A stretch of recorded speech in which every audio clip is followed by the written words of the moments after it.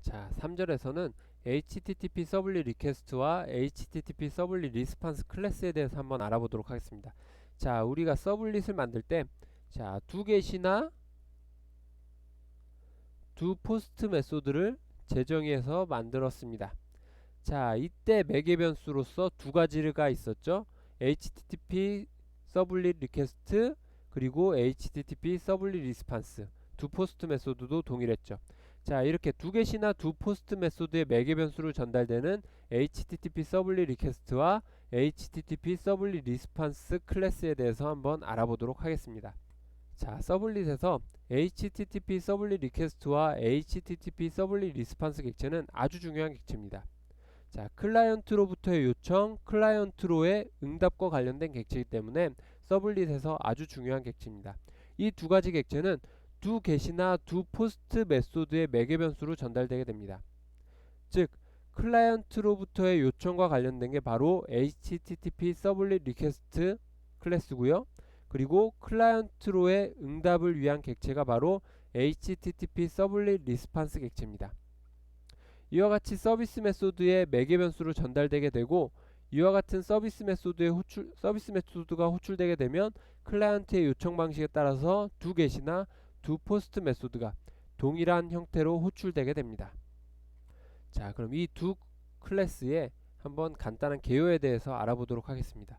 자, 우선 클라이언트로부터의 요청과 관련된 HTTP 서블릿 리퀘스트 객체는 요청 HTTP 헤더 정보를 포함해서 서블릿으로 전달된 파라미터 정보를 포함하고 있습니다. 그리고 인풋 스트림 형태로 제공이 되고요. 인풋 스트림 형태로 서버로 전달이 되게 됩니다. 그리고 세션과 쿠키와 같은 정보를 포함하고 있습니다. 그게 바로 HTTP 서블릿 리퀘스트 객체고요. 그 다음에 클라이언트로의 응답 HTTP 서블릿 리스판스 객체는 클라이언트로 보내지는 응답 정보를 담고 있는 객체가 바로 HTTP 서블릿 리스판스 객체입니다. 자, 이 HTTP 서블릿 리스판스 객체는 응답 HTTP 헤더 정보를 가지고 있고요. 그리고 클라이언트로 전송되는 데이터를 포함하고 있습니다. 그리고 세션과 쿠키를 설정하는 설정 정보를 포함하고 있습니다. 자, 요거에 대해서 조금 자세히 한번 살펴보면, 우리가 클라이언트로부터 웹 클라이언트로부터 웹 서버로 어떤 정보가 전달된다라고 가정을 하자고요. 자, 포스트 방식으로 전달됩니다. 포스트 방식으로 요청 메시지가 전달될 때 이 요청 메시지가 바로 뭐냐면 HTTP 서블릿 리퀘스트죠. 리퀘스트입니다. 이렇게 HTTP 서블릿 리퀘스트 객체인데, 이 객체는 요 전달된 메시지가 인풋 스트림 형태로 제공된다 그랬잖아요. 자, 어떤 모양이냐면 HTTP 프로토콜을 통해서 메시지가 전달될 때는 HTTP 프로토콜을 사용하는 데 필요한 헤더 정보, 즉 메타데이터 정보들이 이 위에 포함되어 있습니다. 뭐 이런 형태로 이제 포함이 되어 있고요.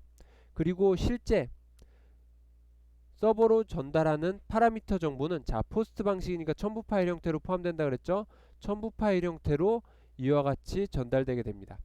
즉, 서버로 전달되는 HTTP 메시지 자체는 이와 같이 HTTP 헤더 그리고 실제 전달하려는 메시지 정보, 이와 같이 두 파트로 이루어져서 전달되게 됩니다. 자, 클라이언트로의 응답도 마찬가지입니다. 이와 같이 동일한 모양의 메시지 형태로 전달되게 되죠. 자, 그럼 이번에는 간단한 리퀘스트와 리스판스 예제를 한번 만들어 보도록 하겠습니다. 즉, HTTP 서블릿 리퀘스트 객체와 HTTP 서블릿 리스판스 객체를 사용하는 예제를 만들어 보도록 하겠습니다. 자, 우리가 앞서 했던 것과 동일합니다. 여러분들이 쉽게 이해하실 수 있을 거라고 생각되고요. 자, 우선 정보를 요청하기 위한 웹페이지를 이와 같이 작성을 했습니다.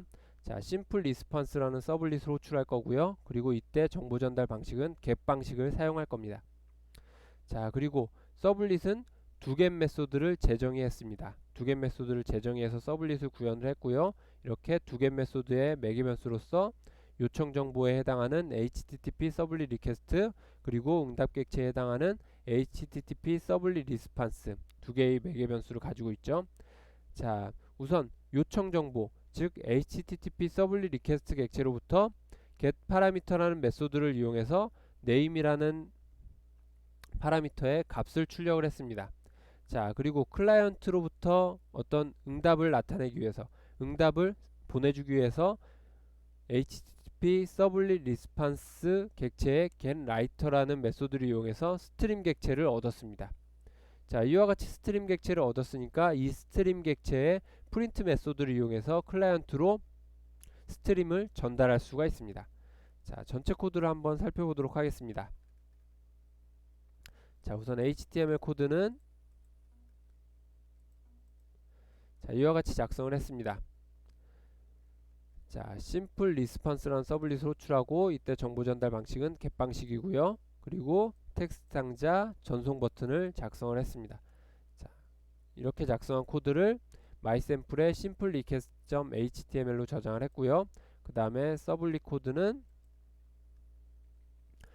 http 서블릿 클래스를 상속받아서 서블릿을 만들었고, 두 get 메소드를 제정했습니다. 그리고 http 서블릿 리퀘스트 객체의 getParameter 메소드를 이용해서 name이라는 파라미터의 값을 저장을 했고요. 자, 그리고 http 서블릿 리스판스 객체의 getWriter라는 메소드를 이용해서 클라이언트로 출력을 보낼 스트림을 얻었습니다. 그리고 스트림 객체의 println 메소드를 이용해서 클라이언트로 스트림을 출력해주고 있습니다. 자, 이와 같이 서블릿을 작성을 했고요. 자, 작성한 서블릿은 클래스 디렉토리 밑에 저장을 해서 컴파일까지 마쳤습니다. 자, 이렇게 해서 HTML 웹페이지를 실행하면 이와 같은 결과를 확인할 수가 있고요. 우리가 ABC라는 문자를 한번 전송을 해보도록 하겠습니다. 자, 전송을 했더니 우리가 이와 같은 서블릿의 실행 결과를 눈으로 확인할 수가 있습니다. 자, HTTP 서블릿 리퀘스트와 HTTP 서블릿 리스판스의 동작 과정은 이와 같습니다. 여러분들 지금까지 너무나도 그림을 많이 봐왔기 때문에요. 잘 아실 거라고 생각됩니다. 이와 같은 get 방식의 정보가 유출되게 되면 리퀘스트 메시지는 HTTP 서블릿 리퀘스트, HTTP 서블릿 리스판스 객체로 변환돼서 두 get 메소드의 매개 변수로 전달되게 됩니다. 이렇게 전달된 매개 변수, 즉 HTTP 서블릿 리퀘스트의 getParameter 메소드를 이용해서 파라미터의 값을 출력하실 수 있고요. 그 다음에 HTTP 서블릿 리스판스 객체의 getWriter라는 메소드를 이용해서 클라이언트로의 출력 스트림을 얻을 수가 있습니다. 자, 이와 같은 형태로 HTTP 서블릿 리퀘스트와 HTTP 서블릿 리스판스가 동작하게 됩니다.